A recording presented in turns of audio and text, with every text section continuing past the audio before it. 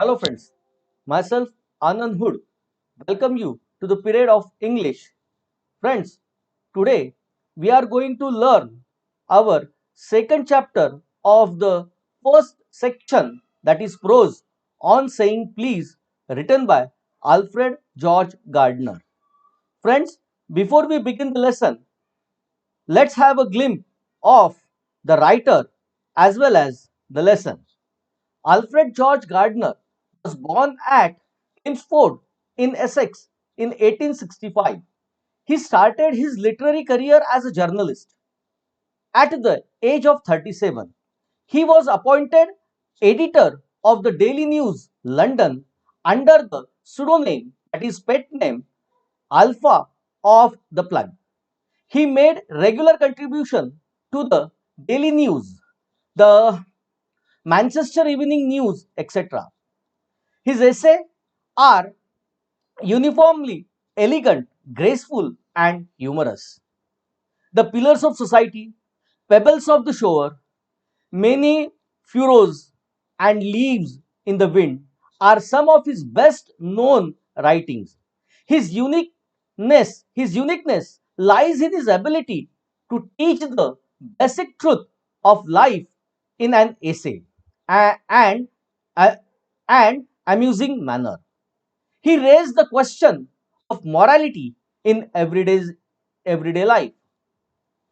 In our in On saying please, he point out the value of good manners in social life and emphasizes the importance of courtesy and politeness in daily behavior. He shows how polite speech and manner sweetens the atmosphere around, and how discourtesy and ill manner spoils or pollute it. This means in this essay, we are going to learn about manners. Before we begin line to line, let's see some icebreakers which are given in the lesson. Our first icebreaker is, or activity is, list the words of courtesy that we use in our daily life. Discuss them with your partner, I will say parents, and explain the purpose of using it. Here a diagram is given. In that diagram we have to write some courtesy words and why we use these words. Friends, या activity मध्ये आपल्याला courtesy म्हणजे आपण जे औदार्य दाखवतो, आपण लोकांचे धन्यवाद देण्याकरता किंवा लोकांच्या संदर्भात कृतज्ञ होण्याकरता जे शब्दप्रयोग करतो, त्यांचा या ठिकाणी आपल्याला ते कोणते आपण वापरतो हे आपल्याला या ठिकाणी लिहायचं आहे. आणि प्रामुख्याने त्याचा उद्देश काय, पर्पस काय, हे सुद्धा आपल्याला या ठिकाणी लिहायचं आहे. या ठिकाणी पहिला शब्द दिलेला आहे थँक्यू. आता उर्वरित जे आपल्याला ब्रॅकेट्स आपल्याला भरायचे आहेत, जसं मध्ये लिहिलेलं आहे वर्ड्स ऑफ कर्टसी. पहिला जो शब्द आपल्या या ठिकाणी येऊन राहिलेला आहे, जो आपण सर्वसाधारणपणे वापरतो, हॅलो. जसं मी आपल्यासोबत आता पिरियड सुरू करायच्या आधी हॅलो म्हटलं. आणि why we use this word hello, the purpose behind it is when we greet or meet someone. जेव्हा आपण एखाद्यामेकांना भेटतो, अशा वेळेस आपण हा शब्दप्रयोग करत असतो. दुसरा शब्दप्रयोग जो या ठिकाणी येऊन राहिलेला आहे, तो येतो आहे प्लीज. हा शब्दप्रयोग आपण वारंवार कित्येकदा आपल्या डेली लाईफ मध्ये, डेली रुटीन मध्ये वापरत असतो. आणि का वापरतो तर त्याचा पर्पज सुद्धा पहा आपल्या स्क्रीनवर येते आहे. व्हेन वी वॉन्ट समथिंग, आम्हाला जर काही पाहिजे असेल आहे, आम्हाला कोणाकडून कुठली गोष्ट हवी असेल आहे, तर आपण शक्यतोवर या शब्दाचा प्रयोग, प्लीज या शब्दाचा प्रयोग करत असतो. यानंतरचा शब्दप्रयोग येतो आहे सॉरी. हा सुद्धा शब्दप्रयोग आपल्याला दिवसात कित्येकदा आपण वापरतो. याचा उद्देश काय, what is the purpose behind it, तर व्हेन वी हर्ट समवन, कोणाशी आपण अपशब्द बोलले, कोणाला दुखावलं, आपली चुकून कोणाला लात लागली, अशा वेळेस आपण या शब्दाचा प्रयोग करत असतो. सॉरी या शब्दाचा प्रयोग आपण करत असतो. नंतरचा शब्दप्रयोग येतो आहे एक्सक्यूज मी. एक्सक्यूज मी हा शब्द प्रयोग सुद्धा कर्टसी दाखवणारा आहे, ज्याचा पर्पज, ज्याचा उद्देश येतो आहे when we want someone to allow us to pass by. आम्हाला जर समोर जायचं असेल कोणाच्या, दोघांच्या याच्यात जर आम्हाला बोलायचं असेल मध्ये, तर अशा वेळेस आपण हा शब्द प्रयोग या ठिकाणी करत असतो. नंतरचा शब्द प्रयोग आपल्या समोर येऊन राहिलेलो आहे, you are welcome. You are welcome. याचा उद्देश काय आहे मित्र? तर पहा, याचा उद्देश आहे when someone thinks us for something, when someone thanks us for something. कोणी जर आपल्याला थँक्स म्हटलं तर आपण त्याच्या संदर्भात आपण यू आर वेलकम अशा प्रकारातला शब्दप्रयोग आपण करत असतो. यानंतरचा शब्दप्रयोग येतो आहे हाऊ आर यू. आपण कित्येकदा लोकांना विचारतो कसे आहात, हाऊ आर यू. पर्पज काय आहे याच्या मागे? तर जेव्हा केव्हा आपण एकमेकांना भेटतो, when we meet someone, जेव्हा आपण एक दुसऱ्यांना भेटतो त्यावेळेस नकळत आमच्या मुखातनं शब्दप्रयोग निघतो हाऊ आर यू. याच्यानंतरचा आपल्या समोर शब्दप्रयोग येतो आहे, कर्टसीचा शब्द येतो आहे, तो येतो आहे I am fine thank you. जसं आपल्याला कोणी विचारते हाऊ आर यू, आपण त्याच्या उत्तरात अशा प्रकारात कर्टसीचा वाक्य वापरतो. पर्पज पहा काय याच्या मागचा, तर पर्पज येतो आहे when someone ask us how we are. आम्ही कसे आहोत जेव्हा आम्हाला अशा प्रकारातलं विचारलं जाते त्यावेळेस अशा प्रकारातला शब्द प्रयोग आम्ही त्या संदर्भात करत असतो. आपली आता दुसरी activity, second activity which is coming, काय सांगते, काय म्हणते ती पहा. Listed below are a few character trait of people. Some are positive traits while other are not. Tick the ones you feel are desirable. What do you feel about these words? Some words are given here. Whether they are positive thinkers, whether they are positive traits of a character, you have to tick. Those words are positive, you have to tick it. Which words are given here? Friends, first of all, let's understand the meaning of trait. What is trait? तर distinguishing feature of your personal nature. तुमच्या personal nature कशा पद्धतीचा आहे हे distinguish करणारा हा शब्द प्रयोग आहे. तर या ठिकाणी आता आपल्याला काही शब्द दिलेले आहेत जे मानवी ट्रेट म्हणजे अशाच पद्धतीच्या याचे आहेत. तर पहिला शब्द प्रयोग या ठिकाणी दिले गेलेला आहे कन्वाईंग. कन्वाईंग म्हणजे ज्याला आपण म्हणतो acting with a specific bad goal, वाईट उद्देश ठेवून एखादी कृती करणे. हा येऊ शकतो का? नाही. इनसेन्सिटिव्ह, असंवेदनशील ज्याला आपण म्हणतो, नाही. हा सुद्धा आमचा ज्याला आपण म्हणतो की पॉझिटिव्ह ट्रेड अशा प्रकारातला हा शब्द प्रयोग असणार नाही. स्लाय, स्लाय म्हणजे कनिंग ज्याला आपण म्हणतो, हा सुद्धा येणार नाही. ह्युमरस, येस, ह्युमरस म्हणजे आनंदी, जो सतत आनंदी असतो अशा प्रकारातला व्यक्ती त्या ठिकाणी येत असतो. त्याच्यामुळे आपण या ठिकाणी टिक मार्क करूया. म्हणजेच हा व्यक्ती आमच्या याच्यामध्ये डिझायरेबल आहे. नंतर येतोय नाईव, ज्याला आपण म्हणतो आहे इमॅच्युरिटी ज्याला आपण म्हणतो, हा शब्द सुद्धा नाही येणार. Benevolent, kindness, showing kindness, yes, showing kindness, जो दुसऱ्यांप्रती आदर दाखवणारा आहे, सद्भावना दाखवणारा आहे, हा व्यक्ती सुद्धा पॉझिटिव्ह आम्हाला मनाला पटणारा व्यक्ती असतो. म्हणून या ठिकाणी आपण टिक मार्क करूया पुन्हा एकदा. नंतर त्याच्यात अग्रेसिव्ह, जो एकदम अग्रेसिव्ह आहे, त्याचं बोलणं एकदम मनाला भिडणारं, एकदम अटॅकिंग नेचरचा आहे, हा सुद्धा याच्यात येणार नाही. स्कीमिंग, ज्याला आपण कॅल्क्युलेटिव्ह म्हणतो, हा सुद्धा याच्यात येणार नाही. वाईज, येस, वाईज म्हणजे चांगला, हा व्यक्ती आमच्या याच्यात येऊ शकतो, म्हणून आपण याला सुद्धा टिक मार्क करणार आहोत. इगोइस्टिक, नाही. इगोइस्टिक म्हणजे जो इगो बाळगणारा आहे, बिलकुल नाही. मॅनिप्युलेटिव्ह, तो सुद्धा येऊ शकत नाही, कारण त्याचा अर्थ होतो स्किलफुल इन इन्फ्लुएन्सिंग और कंट्रोलिंग अदर्स, जो दुसऱ्यांवर इन्फ्लुएन्स दाखवतोय, प्रभाव टाकतोय, आपला प्रभाव टाकतो आहे आणि त्यांना कोणत्याही पद्धतीने मनवून घेतो आहे, अशा प्रकारातला व्यक्ती या ठिकाणी मॅनिप्युलेटिव्ह मध्ये तो येऊ शकणार नाही. रूड, रूढ म्हणजे आपल्याला माहिती आहे मित्र, निर्दयी तसाही व्यक्ती या ठिकाणी येऊ शकत नाही. नंतर बोस्टफुल, तो सतत बढाया चढाया मारतो, हा व्यक्ती तो सुद्धा आमच्या कॅटेगरीमध्ये येऊ शकणार नाही. नंतर येतोय हंबल.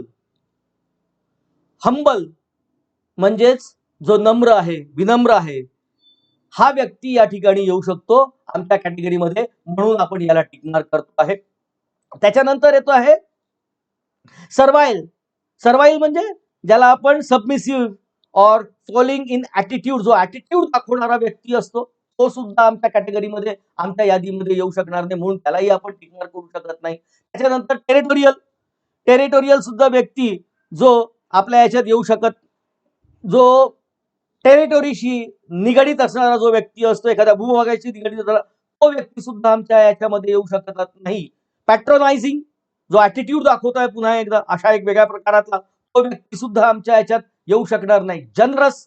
जनरस म्हणजे जो योग्य आहे, जो चांगला आहे, तो व्यक्ती आमच्या यादीमध्ये येऊ शकतो, म्हणून याला सुद्धा आपण मित्र हो टिकमार्क करतो आहे, कारण हा एक व्यक्ती आम्हाला आमच्या हिशोबाने पटण्यासारखा आहे. अशा प्रकारातली मित्र ही activity. The next activity which is coming, ती काय सांगते पहा. Etiquettes and manners are very important for a person to live in the society. Read the following and put them in proper columns. Two columns are given under this activity where we have to put the above lines, above word, above sentences. First column is of appropriate and the second column is of appropriate. Means here 6 sentences are given. Some of them are appropriate and some of them are not. You have to recognize whether they are appropriate, ते योग्य आहेत की अयोग्य आहेत, हे आपल्याला ओळखायचं आहे आणि या कॉलम्स मध्ये आपल्याला ते लिहायचे आहेत. काय तर पहिला शब्द, पहिला वाक्य. To receive phone calls while you are in a lecture or class. तुम्ही क्लासमध्ये असताना तुम्हाला जर एखादा नकळत फोन आला तर तो आपण उचला. हे आहे का बरोबर? नाही, म्हणून याच्या समोर येईल आहे इनअप्रोप्रिएट. त्यानंतर दुसरं वाक्य आहे to knock before you enter your principal's office. प्रिन्सिपलच्या ऑफिस मध्ये एंटर करण्यापूर्वी नॉक करणे.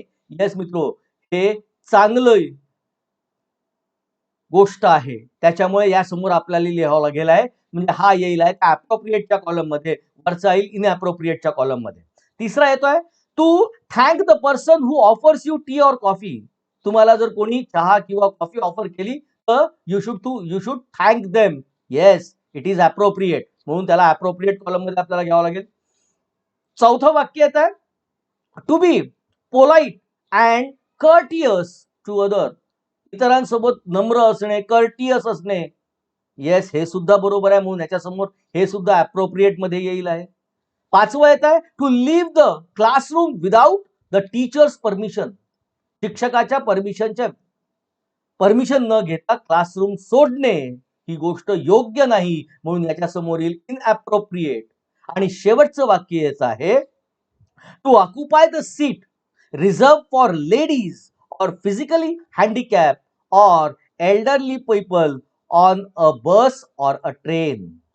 आपल्याला माहिती आहे बसमध्ये प्रवास करत असताना, ट्रेनमध्ये प्रवास करत असताना लेडीज करता राखीव जागा असतात, फिजिकल हँडिकॅप करता राखीव जागा असतात, त्याच्यानंतर डिसेबल लोकांकरता, अशा प्रकारातलं जे एल्डर लोकांकरता ज्या जागा राखीव ठेवलेल्या असतात त्यांच्यावर आपण जाऊन बसणे आणि ते आले तर उठायचं नाही. वेदर दिस इज गुड और not? Yes, it is inappropriate. हे सुद्धा आपल्याला या इनअप्रोप्रिएटच्या कॉलम मध्ये घ्यावं लागेल आहे. अशा प्रकारातल्या आपल्या या ऍक्टिव्हिटीज. आता let's begin line to line the second chapter on saying please, written by Alfred George Gardiner. पहा मित्रो, या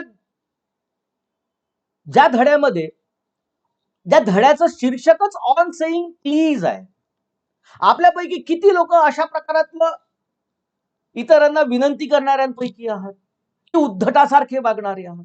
कुठेतरी हा धडा गांधीजींनी मांडलेल्या गोष्टीला कुठेतरी त्यांच्या सारखाच, म्हणजे गांधीजींनी अहिंसेचा मार्ग जो स्वीकारला होता, लोकांशी नम्रतेने वागण्याचा जो स्वीकारला होता, स्वभाव त्यांचा तसा होता. तशाच प्रकारात कुठेतरी आपल्याला त्याच्याशी साधर्म्य दिसणारा हा आपल्याला धडा या ठिकाणी दिसतो आहे. गार्डनर साहेब या धड्याच्या माध्यमातून आपल्याशी काय सांगतायत, काय संवाद साधतायत हे आपण पाहणार आहोत. हा लाईन टू लाईन.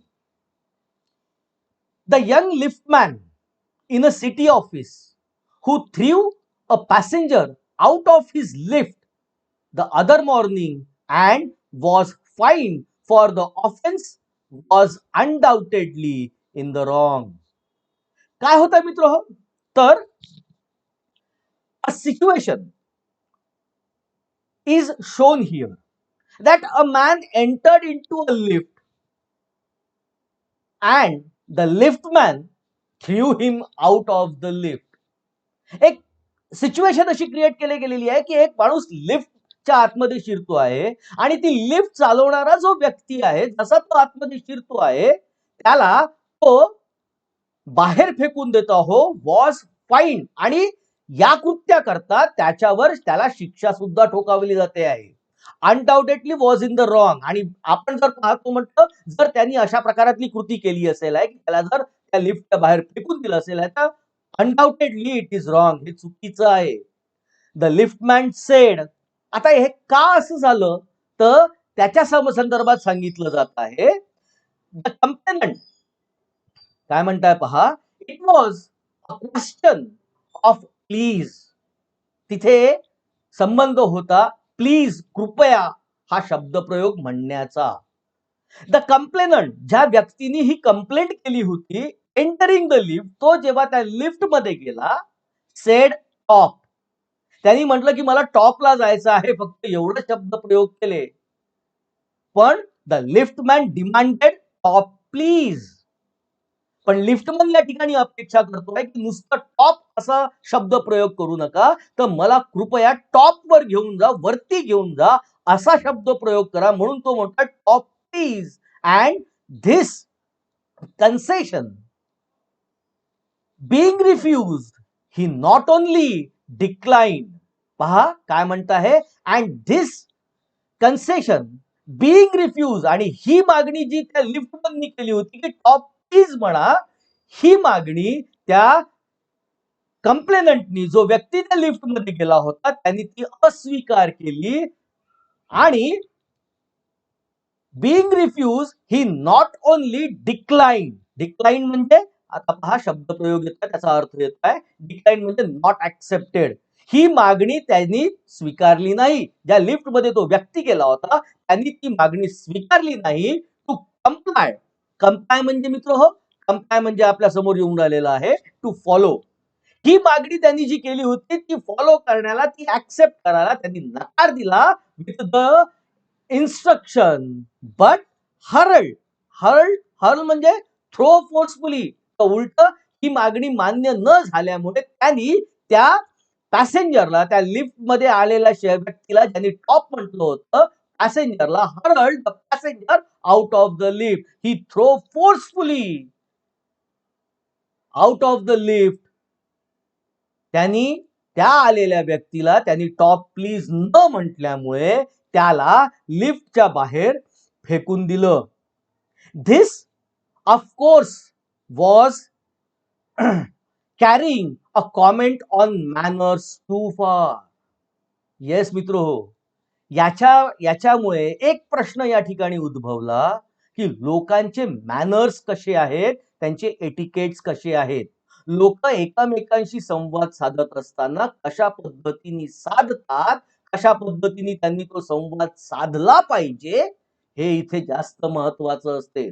मित्र, या संदर्भातलं मला एक गोष्ट नेहमीच अशी म्हणावीशी वाटते की आपल्यासारख्या व्यक्तींनी, जे शिक्षक असतील, त्या शिक्षकांनी असो किंवा आपल्यापेक्षा अवध्यानी मोठा असणाऱ्या व्यक्तींनी लहान व्यक्तींसोबत अत्यंत नम्रतेने वागलं पाहिजे.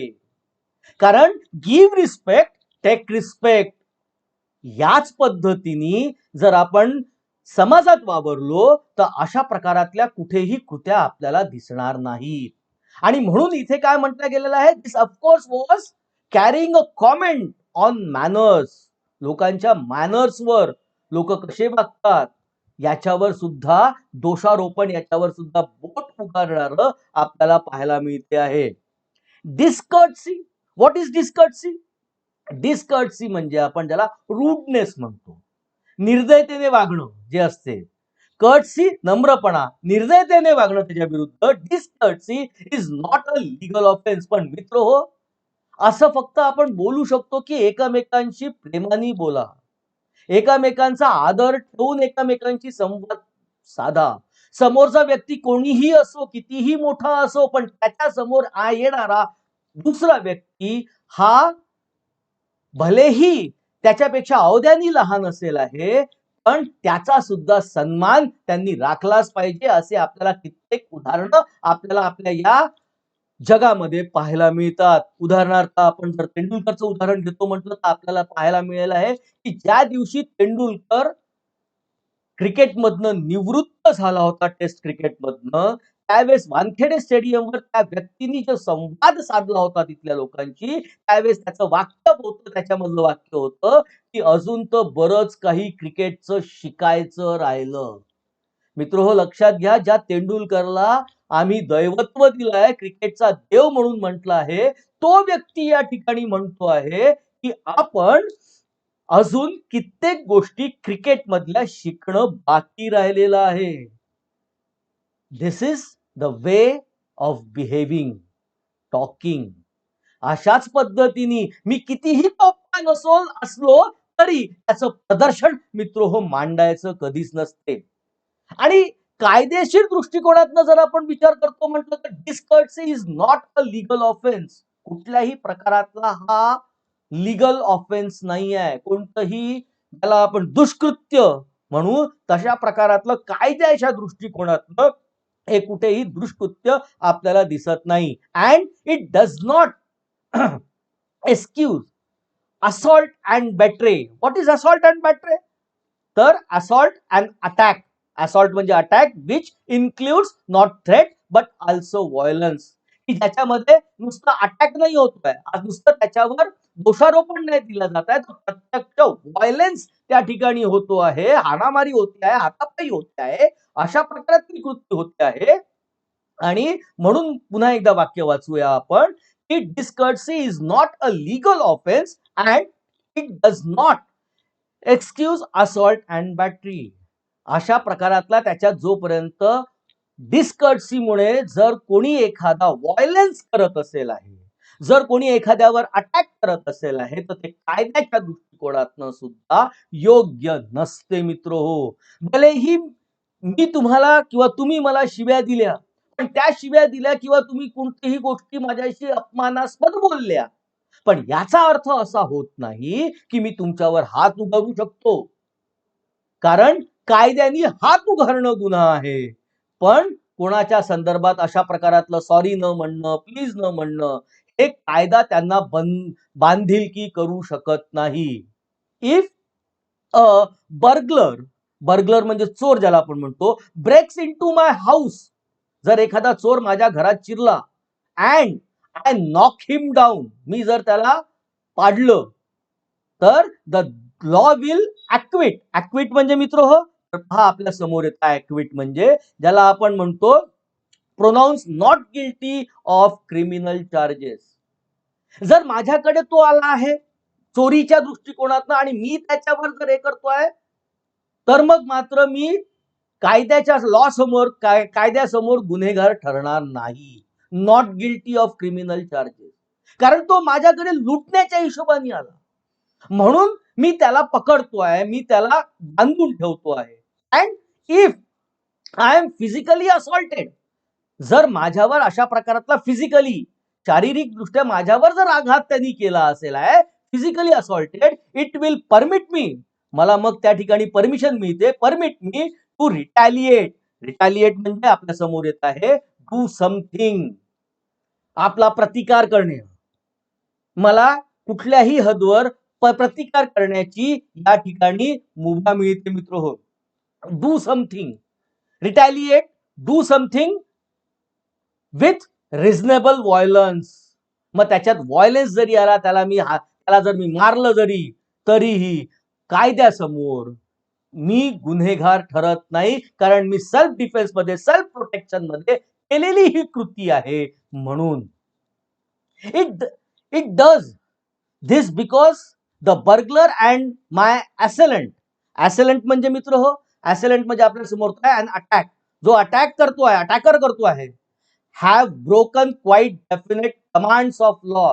कारण जो बर्गलर माझ्या घरात आला चोरीच्या दृष्टिकोनातनं, त्यांनी माझ्यावर कदाचित कोणी हल्ला केला असेल, तर त्यांनी कायद्याच्या बऱ्याचशा गोष्टी तोडलेल्या असतात, म्हणून तो या ठिकाणी दोषी होतो आहे, आणि मी त्याला जर प्रतिकार केला तर मला त्याच्यात कायद्याच्या अंतर्गत सूट मिळू शकते.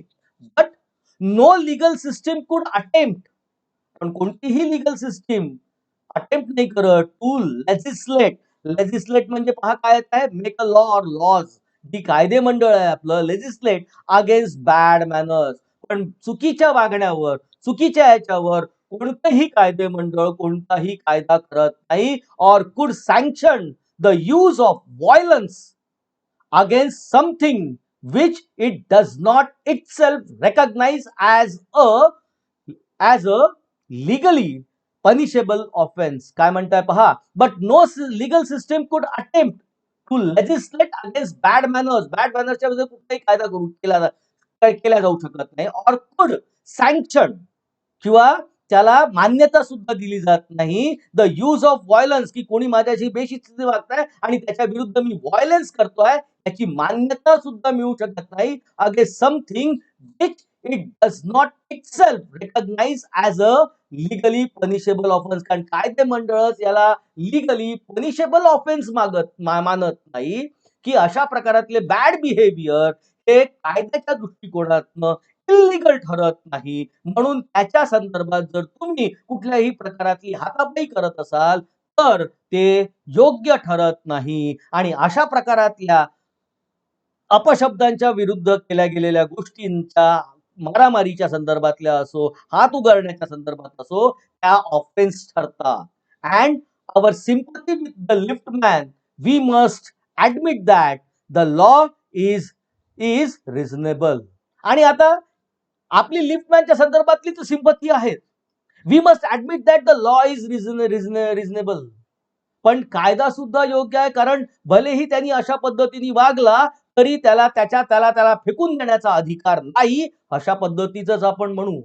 It would never do if we were at liberty to box.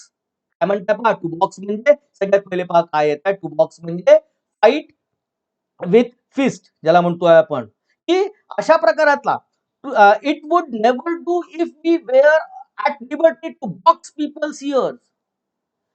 एखाद्या जण आपल्याशी बेशिस्तीने वागतो आहे आणि म्हणून त्याच्या कानाखाली आपण आवाज काढला, तर ही गोष्ट योग्य नाही, बरोबर नाही, काय त्याच्या दृष्टिकोनातून बरोबर नाही.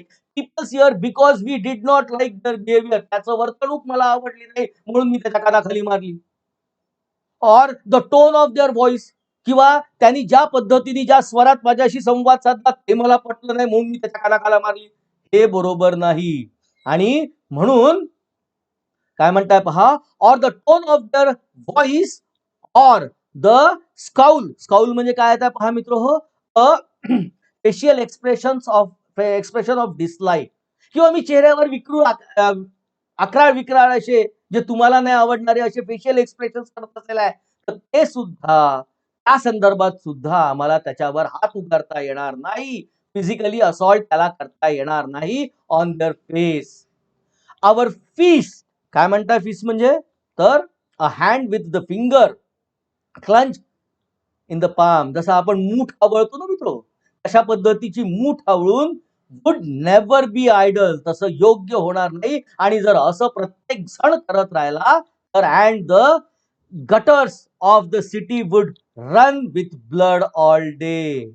जर प्रत्येकाने असं ठरवलं की त्याचा चेहरा मला आवडला नाही, त्याचे एक्सप्रेशन मला आवडले नाही, त्याचा व्हॉइस मला आवडला नाही, म्हणून आपल्या हाताच्या मुठ्या आवळल्या आणि एकमेकांची आपण अशा पद्धतीने मारामाऱ्या करत राहिलो, तर मित्र आपल्या नाल्यांमधनं रक्ताचे लोट वाहिल्याशिवाय राहणार नाही. त्याच्यामुळे ही गोष्ट या ठिकाणी योग्य मानल्या जात नाही. I may be as uncivil. What is uncivil? Uncivil म्हणजे लॅकिंग गुड मॅनर्स. माझ्यामध्ये चांगलापणा अजिबात नाही आहे, lacking good manners. As I may please and the law will protect me against violent retaliation. काय म्हणत आहे, तर मी कितीही अनसिव्हिल असलो तरी, मी कसाही वागलो असो, बोलणं असो, फेशियल एक्सप्रेस असो, पण द लॉ विल प्रोटेक्ट मी. मला कायदा प्रोटेक्ट करेल अगेन्स्ट व्हायलन्स. समोरचा येऊन जर मला मारत असेल तर कायदा मला शिक्षा नाही करणार. तू असा का त्याला वाकोल्या दाखवल्या किंवा त्याच्यावर रागावून बोलला, तर त्या समोरच्या व्यक्तीला ज्यांनी माझ्यावर हात उगारला त्याच्यावर कायदा ऍक्शन घेईल. I may be haughty. Haughty काय हॉटी, तर having a high opinion of oneself and low opinion about others. स्वतःबद्दल अभिमान बाळगणे, गर्विष्ठ होणे आणि दुसऱ्यांना तुच्छ लेखणे, मी अशा प्रकारातला सुद्धा असू शकतो. ऑर बुरिश. बुरिश म्हणजे ज्याला आपण म्हणतो रूड, अनकल्चर्ड. मी अनकल्चर्ड असो, कसाही असो, पण माझ्यावर जर कोणी अटॅक केला, समोरच्या व्यक्तीला ज्यांनी अटॅक केला त्याला पनिशमेंट होईल. And there is no penalty to pay except. मी कितीही अशा प्रकारातला हट्टी असो किंवा बुरिश असो, कितीही प्रकारातला दुसऱ्यांच्या संदर्भात कमी भावना ठेवणारा, दुसऱ्यांच्या संदर्भात रूढ वागणारा, स्वतः अनकल्चर्ड असो, पण there is no penalty to pay except. मला कुठलीही पेनल्टी लागणार नाही except the penalty of being written down and ill mannered fellow. फक्त माझ्या संदर्भात एवढंच लिखित केलं जाईल की मी एक अनकल्चर्ड आहे, इल मॅनर्ड आहे, जो चांगला बोलणारा नाही आहे, चांगला वागणारा नाही आहे, एवढंच लिहिलं जाईल. मला कुठल्याही प्रकारातली पनिशमेंट त्या ठिकाणी मिळणार नाही. मित्र हो, the law does not compel me to say please. कुठलाही कायदा मला बाध्य करू शकत नाही, बांधिलकी करू शकत नाही की मी प्लीज म्हटलंच पाहिजे.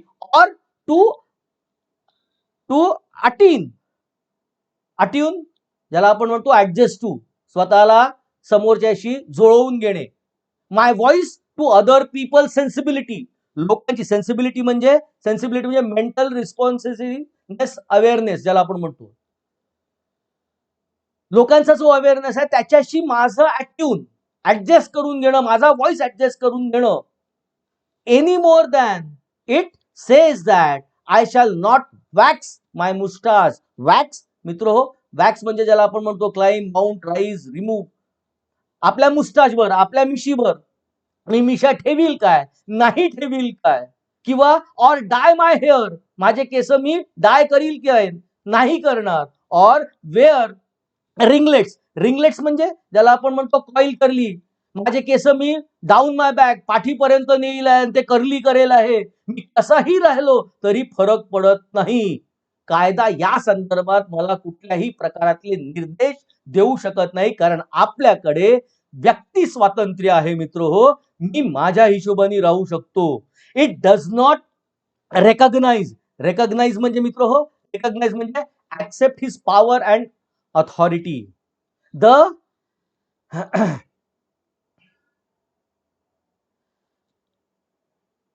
लॅसिरेशन. लॅसिरेशन ज्याला आपण म्हणतोय a cut or tear. I does not recognize the laceration. I does not accept the power of authority or authority, the tear of our feelings as a case of compensation. या संदर्भात आपल्याला कोणीही अशा प्रकारातलं compensation मागणार नाही, आणि आम्हाला जसं पाहिजे तसं मी माझी मिशी वाढवील, नाही वाढवील, केस मोठे करील, करली करेल, नाही करेल, मला जसं पाहिजे तसं राहण्याचा अधिकार आहे. मित्रो, there is no allowances of for moral and intellectual damages in this matter. या मॅटरच्या संदर्भात there are no allowances for moral. मी नैतिकतेने वागलो काय, मी लोकांना प्लीज म्हटलं काय, सॉरी म्हटलं काय, थँक्यू म्हटलं काय, कर्टसीनी वागलो काय, याच्यासाठी कुठल्याही प्रकारातले वेगळे अलाउन्सेस दिले जात नाही. And intellectual damages in this matter, अशा संदर्भात कुठल्याही प्रकारातल्या कायद्याच्या कायद्याच्या चकाट्यात कोणताही व्यक्ती जो डिस्कर्टसीनी वागतो आहे, जो नम्रतेच्या विरुद्ध वागतो आहे, तो व्यक्ती कायद्याच्या कचाट्यात असा सापडू शकत नाही. फक्त समोरच्याच व्यक्तीला जो त्याला अशा पद्धतीने एखादा आघात करेल आहे, तो या संदर्भात सापडेल आहे. अशा पद्धतीने आतापर्यंत गार्डनर साहेब या ठिकाणी सांगतायत. याच्या पुढच्या पिरियडमध्ये, याच्या समोरच्या भागामध्ये गार्डनर साहेब आपल्याशी अजून कशा पद्धतीचा संवाद साधताहेत. How the lesson is progressing, we will see in our next period. Thank you. If you have some problems regarding this video, my number is flashing on your screen. Kindly contact me. माझ्याशी संवाद साधा, आपल्या प्रॉब्लेम्सचं निराकरण करा. धन्यवाद.